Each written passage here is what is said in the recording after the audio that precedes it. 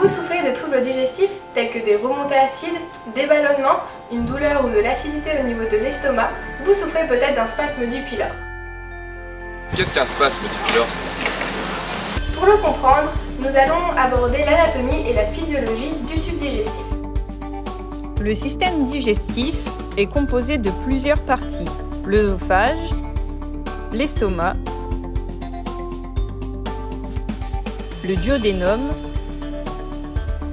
l'intestin grêle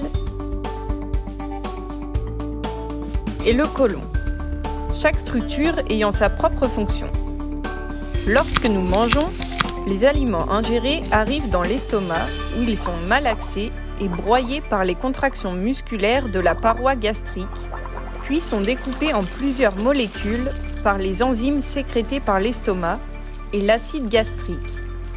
C'est à la sortie de l'estomac que l'on retrouve le pylore, un sphincter régulant la vidange gastrique. Celui-ci contrôle le passage des aliments dans le duodénum en s'ouvrant et se fermant tel un robinet. Les aliments sont ensuite transportés dans les différentes parties du tube digestif pour y être digérés et absorbés. Normalement, il existe une bonne coordination entre la vidange gastrique qui se produit et l'ouverture de ce sphincter.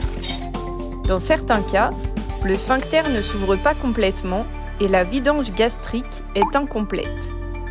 Le suc gastrique étant toujours sécrété, l'acidité augmente ainsi que la pression exercée par les aliments non évacués, pouvant ainsi créer des perturbations. Mais quelles sont ces perturbations? L'augmentation de cette acidité peut être à l'origine de brûlures ou de douleurs gastriques.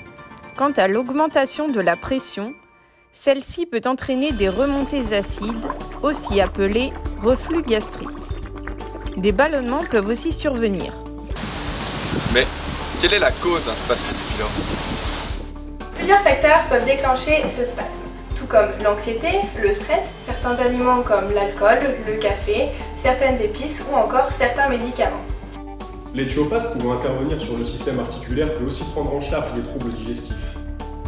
Dans le cas présent, l'analyse d'un éthiopathe lui permettra d'objectiver la présence d'un spasme du pylore. Une action manuelle exercée sur ce spasme permettra par réflexe le relâchement du sphincter et donc l'ouverture du robinet. La vidange gastrique, alors rétablie, permettra la suppression de ces symptômes. Si cela vous concerne, n'hésitez pas à consulter un éthiopathe.